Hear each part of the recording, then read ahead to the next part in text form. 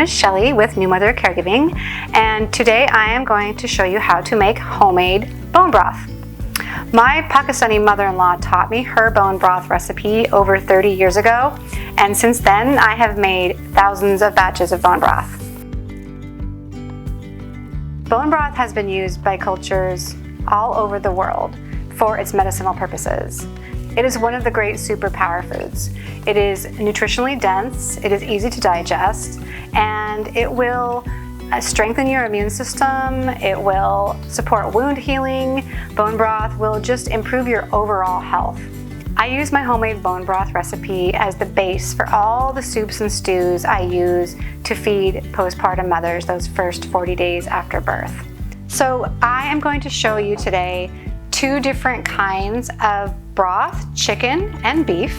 I'm also going to show you two different flavors. We're going to do classic American and Ayurvedic curry flavored.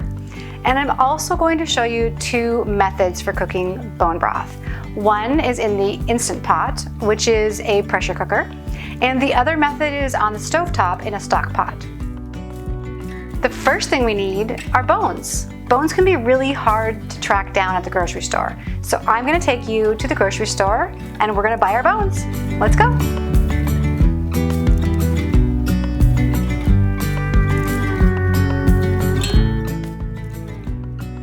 So I go to the health food store and I get my bones here in the freezer section. Wherever you see like frozen bone broth, usually my butcher puts them in this section. If you don't see them in this section, just ask the health food store butcher. You can also go to a butcher and get your bones there too. So here,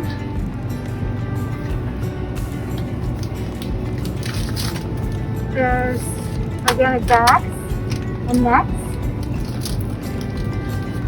Here's the femur bones. So there you go. There's the bones.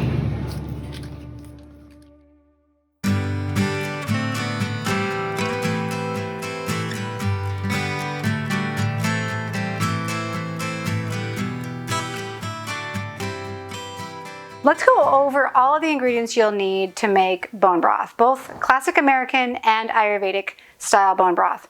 So for classic American, you will use an onion, you'll use a whole head of garlic, celery, carrots, some fresh herbs. If you have rosemary or other fresh herbs in your garden, it's great to use.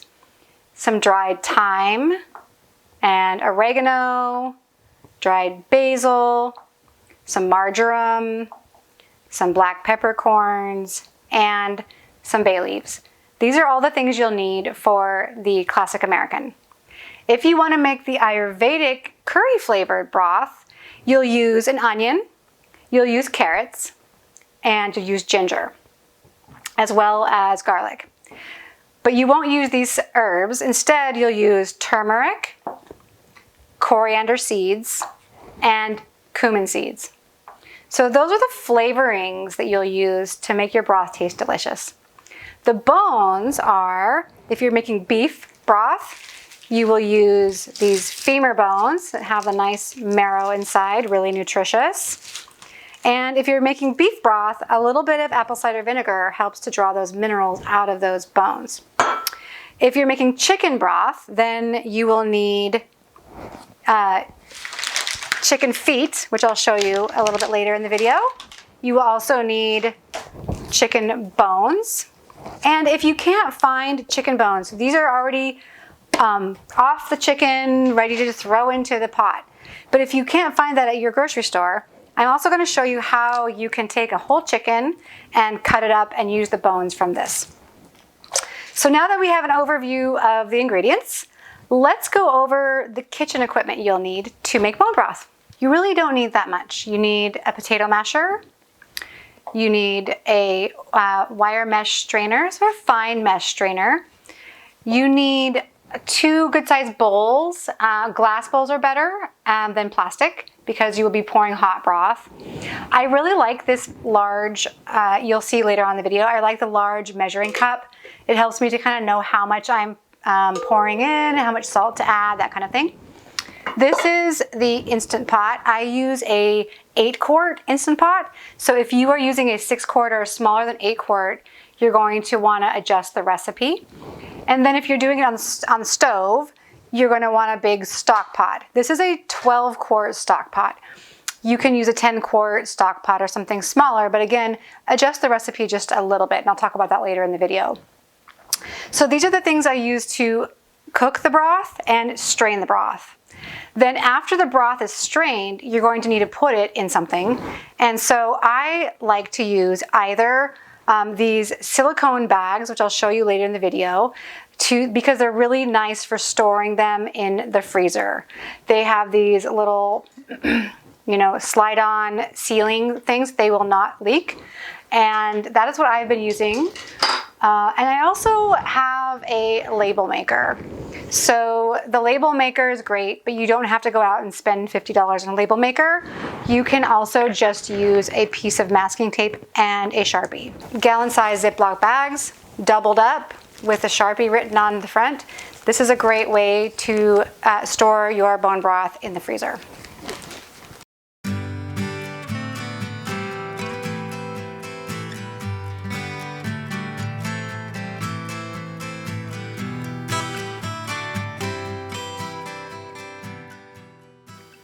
Now we have all the ingredients, so it's time to start cooking. This pot, the Instant Pot, will be the classic American chicken bone broth, and the stock pot will be the Ayurvedic curry beef bone broth. So we'll start with the Instant Pot, the pressure cooker. The first thing you do is you take your bones. These are the bones we bought at the health food store, and I always make sure to get them as much as I can grass-fed and organic. So these are the necks and the backs, and these go straight into the Instant Pot, frozen. You don't have to defrost them. Necks and backs have a lot of collagen and a lot of good, the good fats in there. Okay, and then these are the chicken feet. So when I first started making bone broth, this really grossed me out. They are little chicken feet, but these are really great to add to your bone broth because they are full of collagen, and they really give your bone broth that jelly kind of consistency. So I put about 10 to 15 chicken feet in each batch I make, whether it's chicken, any kind of bones you can use, whether it's chicken or beef, you can always add the chicken feet. Okay, so for the classic American chicken broth, you will want to have 2 carrots. So I always peel my carrots because the peel tends to impart a little bit of bitterness in the broth. So, and you just have to give it a quick chop and put it in. You don't have to dice it or anything. You just quick peel.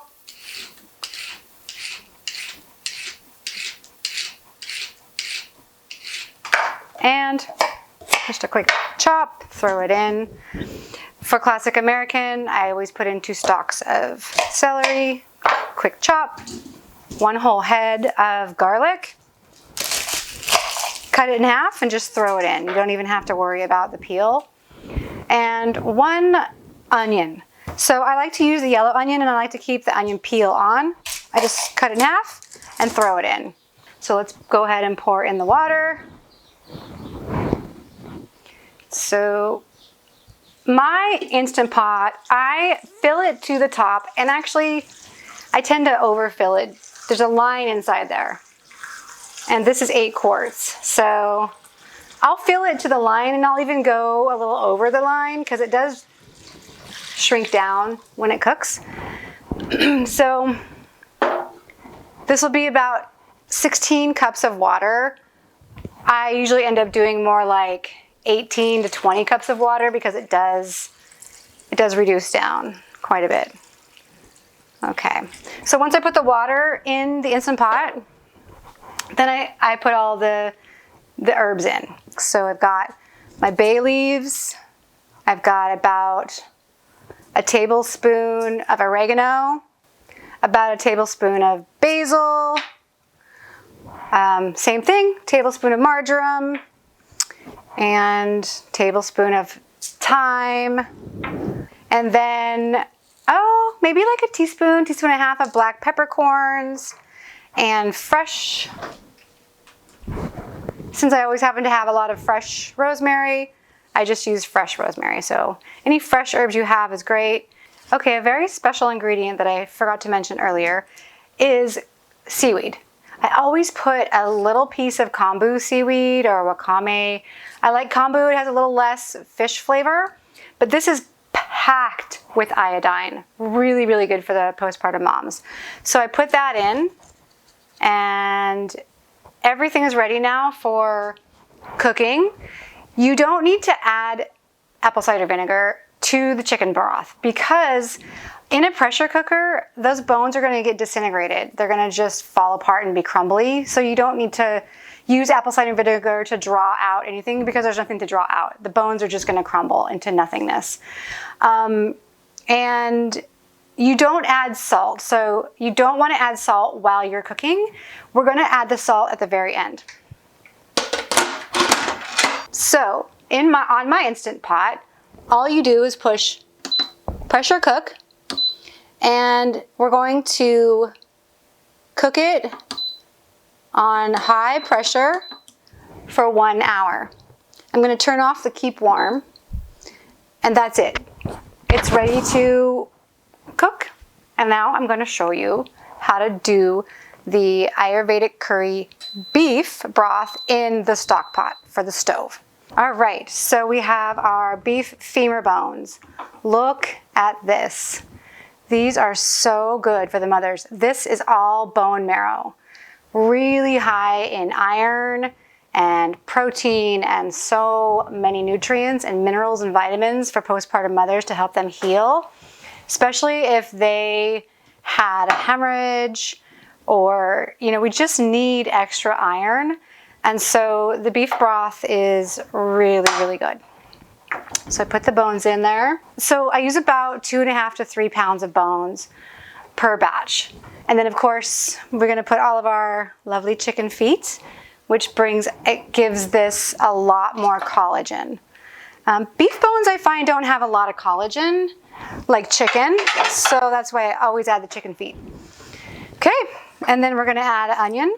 So like I said, I keep the onion peel on because it actually kind of gives the broth a nice caramely color.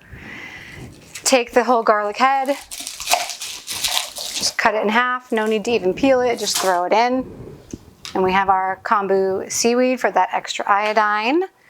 And then again, I'm gonna put 2 peeled carrots. So bone broth is the absolute best first food for a postpartum mother. I give this to my clients immediately after they give birth because when you give birth, your digestion shuts down and it slows down so that your body can divert all the energy to birthing a baby. So a lot of moms are not hungry in labor, but after they give birth, they can be very hungry and sometimes they're not hungry. Either way, the bone broth, it helps to restore the digestive system.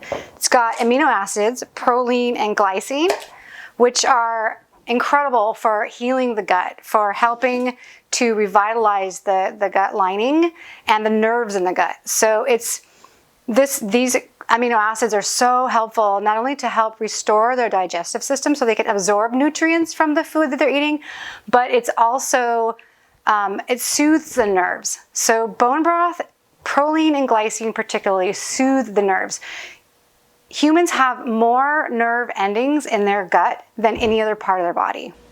Okay, so if you're feeling really frazzled, if you drink a mug of bone broth, those amino acids are going to go into your gut and they're going to soothe those nerves. And postpartum mothers need that. It calms them, it makes them feel peaceful and relaxed, and it helps them with emotional stability. Okay, so with this one, we're doing the Ayurvedic flavorings, right? So I actually don't add celery because the celery is more for a classic American taste. So instead, we're gonna go for some ginger, right? So we got the garlic, which is very kind of curry-ish. So ginger is great, okay, because it gives it a really nice, contributes to that's one of the spices in curry. A lot of times there's ginger in that curry flavoring. But just talking about digestion, the ginger actually helps to stimulate the digestion. So like I said, after a mom gives birth, even during labor and after labor, her digestion, it slows down. It gets sluggish and slow. And ginger is a spice that actually will kind of get her digestive system fired up again. And it's really important for her to feel hungry. It's important for her digestion to start functioning again, because when she eats food, she needs to have an active digestive system in order to extract the nutrients from the food.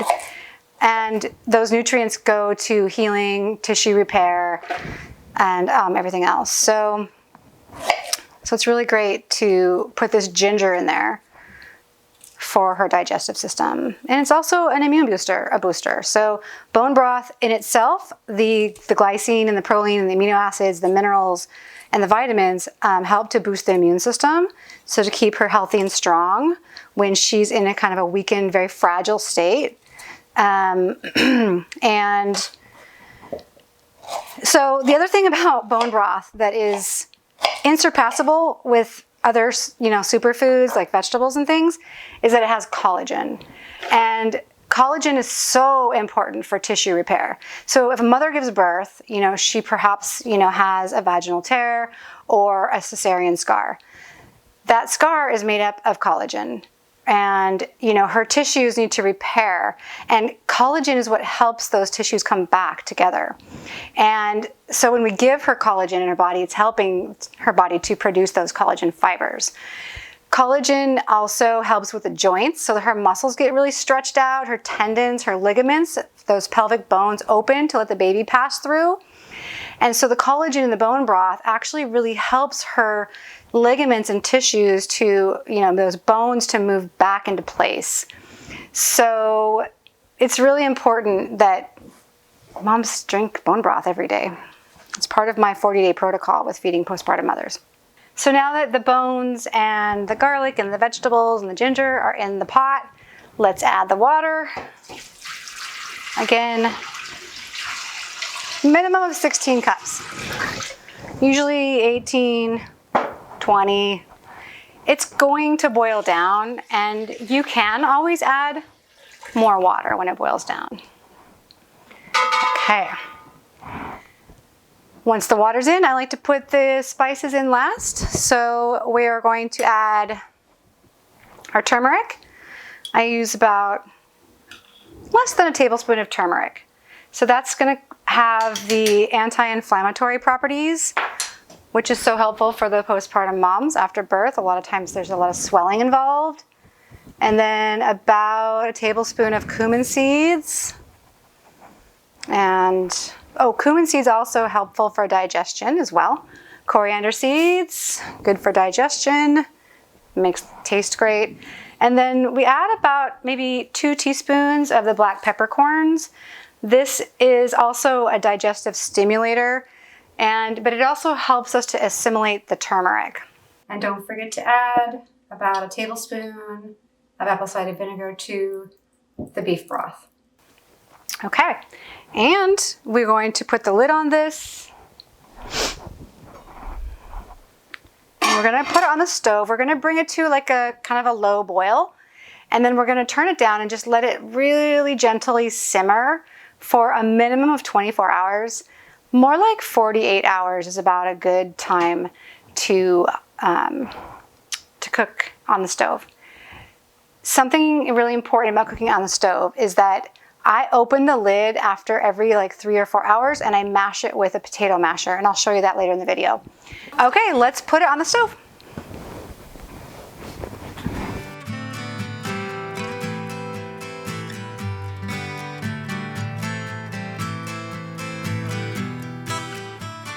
So back in the early 90s when I was learning how to make bone broth, you couldn't just go to the grocery store or the health food store and buy bones. So my mother-in-law taught me that you can take a whole chicken and you can cut it up and use the carcass for bone broth. So I'm going to show you how to do that if you can't find bones already cut up in your local grocery store or health food store or the butcher. So first thing is to take off the skin, and I just start cutting down the middle like this. And you kind of cut the skin away from the breast, and then you just kind of crack open the leg right here. Let's see, there's a little connective tissue. We're going to cut that. And then you can give this leg a little pop. And it should kind of pop open right here. And you can start cutting in between the joint of the leg and the back. See how that comes off? And then you can just pull this is the leg and the thigh. You just pull that off. Okay. And we'll do the same thing on the other side. So I just start pulling the skin off first, and that'll kind of help to reveal the wing and the leg and the thigh. Okay, there's something graceful about it. Sometimes your hands can get kind of slippery, so it helps to grab a paper towel or a cloth. You can just throw it in the wash. It'll come off. Oops. Okay. And then see how that comes off. So while I'm doing this, I want to talk to you a little bit more about how bone broth helps with wound healing for postpartum moms. Okay, so before I get into that, let me show you. So the next thing we're going to do is we're going to cut right in between the leg and the thigh. So now we have the leg and the thigh. So I'd like to keep the meat to make some chicken noodle soup or something. So I'm going to cut the meat off the bone. I'm going to put it in a little pile so I can remember to use it. I can put it in the freezer. And now we have our mostly just bone and of course the cartilage. And then I take a heavier knife and I just give it a couple whacks to help break open the insides and put it in a bowl. Same thing here. I'm going to cut it in between the thigh, right in between the thigh and the leg. Save the meat for later. Okay, so you get the idea, right? Watch your fingers. I'm going really fast, so I've done this, 5,000 times. So I would say if it's your first time, you're going to go a lot slower than I am. You're going to want to make sure your knife is really sharp as well. Whack that thigh, throw it in the pot. Okay, and then you have the leg, getting that meat off. So there's a lot of wounding that happens in giving birth. The placenta detaches from the uterus. And when it does that, it leaves a wound on the inside of the uterus the size of a dinner plate. And that wound bleeds for 2 weeks, 3 weeks, 4 weeks, 6 weeks. That's why postpartum moms bleed. Oop, there goes one. And however, I find that the moms that I feed the bone broth every day, postpartum, they tend to not bleed for very long, like just a couple weeks and their bleeding is done. And I feel like this is part of the reason is because the bone broth really helps that wound on the inside of their uterus to heal. All of the collagen, the glycine, the proline, the amino acids, all of those nutrients are helping her to rejuvenate, heal, recover, the tissue repair. It is truly a postpartum superfood. So I'm just going around and kind of cutting off the skin. If you like the skin, you can keep the skin and throw it in. It will add a lot of fat, a big thick layer of fat to your broth. So you can throw the skin in there. It's the animal fat is really, really good for moms. But I don't really like the texture of the animal fat, the broth fat in the soup too much. But if you don't mind it, it's really good to consume the chicken fat. And it tastes really good because of all those spices I use. Okay, so now all I'm doing is I'm cutting down the rib cage and the back. Okay, so this is the breast and this is the rib cage. And it's pretty easy to cut through the ribs straight down. because they're a little bit thinner bones. And then you can just sort of find that joint and cut through. Okay. So what you have here is you have the rib cage, and I've got a wing attached to this. I don't usually pull the skin off the wing because it just takes too much time. So a little skin is fine.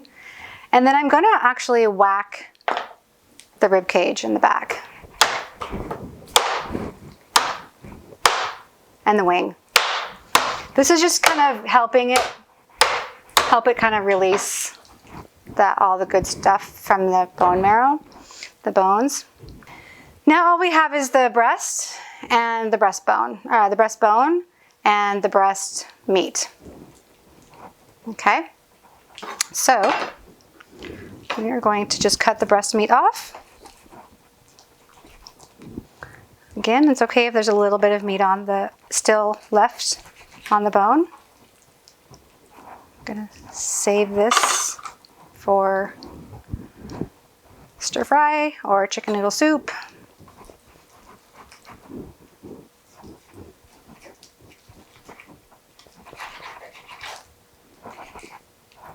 And, okay, so now we have our chicken, deboned chicken meat here. We can use for our chicken noodle soup. You have your skin that you can use. You can throw it in the soup if you like the fat. And then we have our bones and our joints and our ligaments in here for the broth. And if I'm not ready to make broth, I can just throw this in a freezer and in a bag, and then whenever I'm ready to make broth, I can just pull it out and toss it in the pot.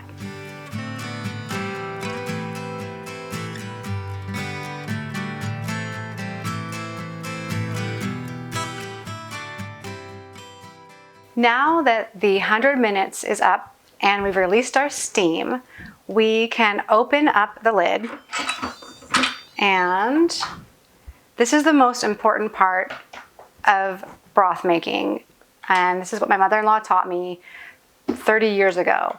And what we do is we can see that a lot of the vegetables, and you can see that they're still intact. The carrots and the celery, everything is still sort of holding its shape.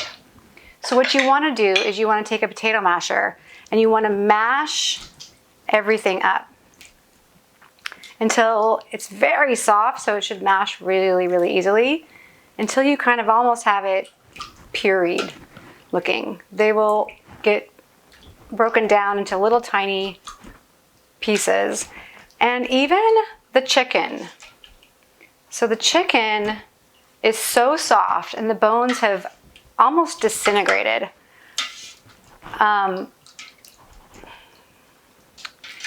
You will see here that when you do this, what you're doing is you're releasing all the flavor. And we're gonna run the pressure cooker again on it for another 30 to 40 minutes. And then that's what's gonna really enhance the flavor of your broth. The fact that we've mashed up all of the vegetables and the chicken. So there we go. That's probably good. Okay, so you can see, when I pull some out, you can see here. Do you see how the chicken's gotten pretty good and mushed up, and the carrots are all mushy, and the onions? Okay, so now we can close it back up. We're gonna put it on pressure cook, and we're gonna go down to 30 minutes this time. You can do 40 if you want. 40 is fine, 30 is fine. And then the keep warm function is really nice. If you, let's say you do your first 100 minutes before bed, and if you keep it on keep warm, then it'll just stay warm all night long. And when you wake up in the morning, then you can release the pressure and you can mash. and then close it and put it for the last 30-40 minute round. So that's nice to have the keep warm function when you're wanting to, when you can't tend to it when it's done. Okay, so this one's ready. Now I'm going to show you how to mash up the one on the stovetop. Okay, let's see how our stovetop broth is doing. All right, so I left this overnight, and as you can see in the morning, it has reduced quite a bit. The water line was up to about here. So we will add more water, and you can see the vegetables and the chicken feet are still pretty much intact. This is where we're gonna go ahead and mush it up. Now the femur bones, the beef femur bones, they're not gonna disintegrate the way the chicken bones did. That's why we added the apple cider vinegar, to help draw out those minerals. And you're gonna wanna do this mashing thing every, 4 or 5 hours, because the stovetop one's gonna be cooking for 24 to 48 hours. So every now and then, just open the lid, check the water level, give it a little mashing. Let me show you what those femur bones are looking like now. Okay, so here's our femur bones. Okay, you can see the marrow has fallen out into the broth. And there's some chicken feet. So everything's starting to break down nicely. But I am going to add a little more water.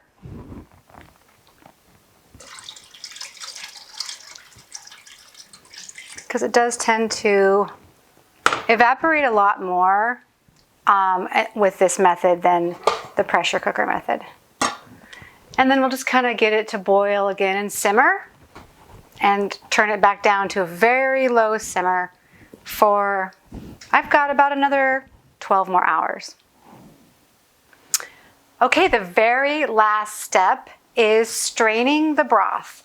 So with the Instant Pot, after the second cycle is done, the pressure is released, then let this cool a little bit, because we're going to remove this from the pot to strain it.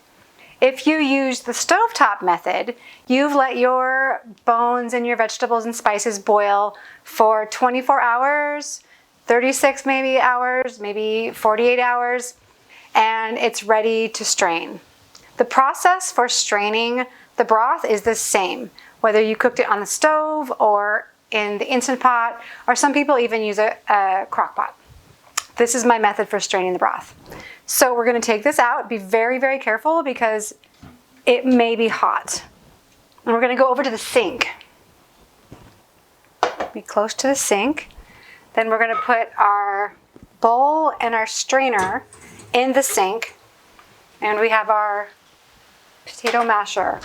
So now we're going to pour the broth into the bowl using the strainer.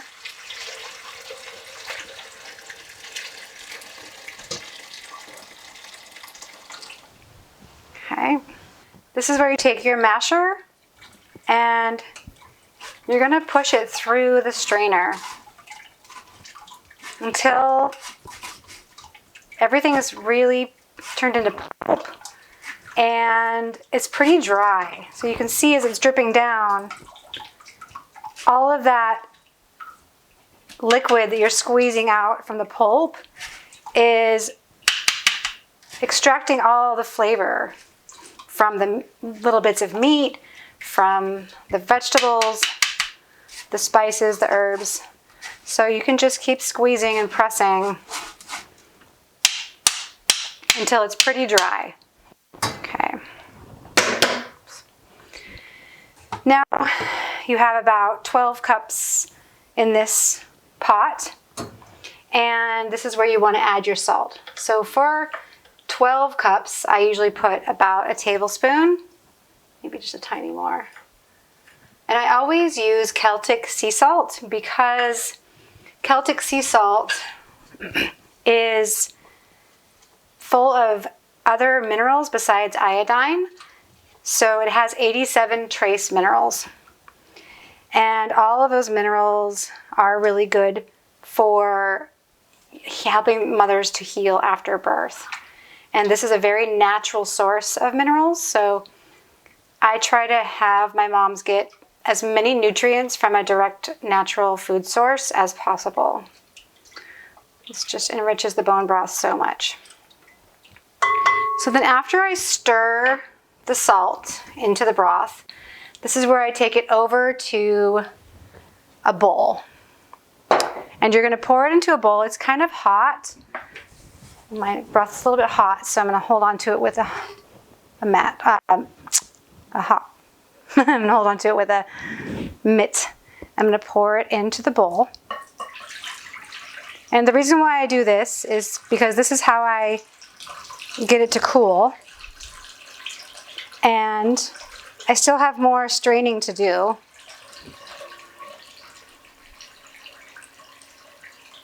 And I like to strain my broth into this giant measuring cup.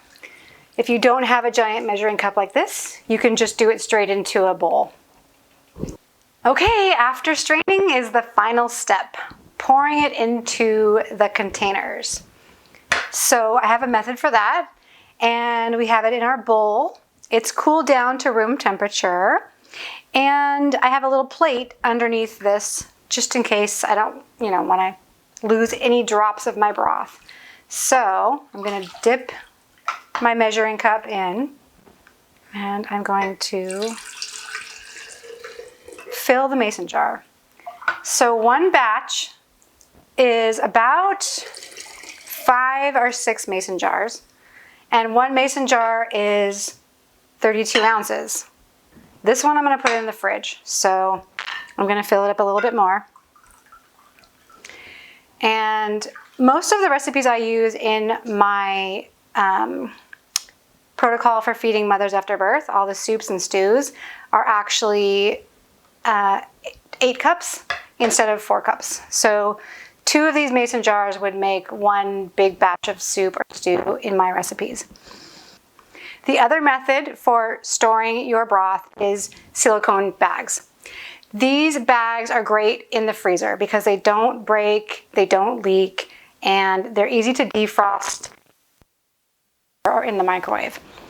This one holds 8 cups, this one holds 4 cups. So you want to make sure that you get the silicone bags that open on the bottom and can sort of stand up on the counter when you're pouring the broth in. I'll show you how I do that.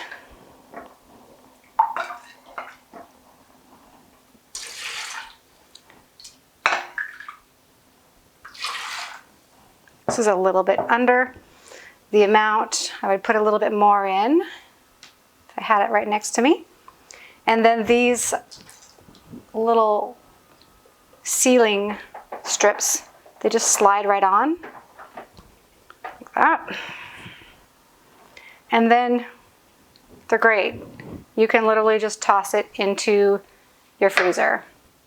Okay, so that is how you store your broth in the freezer. And what I recommend is I always make 2 batches of chicken and 2 batches of beef. I do the Ayurvedic curry and the classic American, 1 of each, or actually 2 of each. And that is what I make, and I store that in my postpartum mother's freezer, and that will last her for probably 2 months. And that'll keep her healthy and strong and rejuvenated. And if she's breastfeeding, it'll help her breast milk to be high quality, high quantity.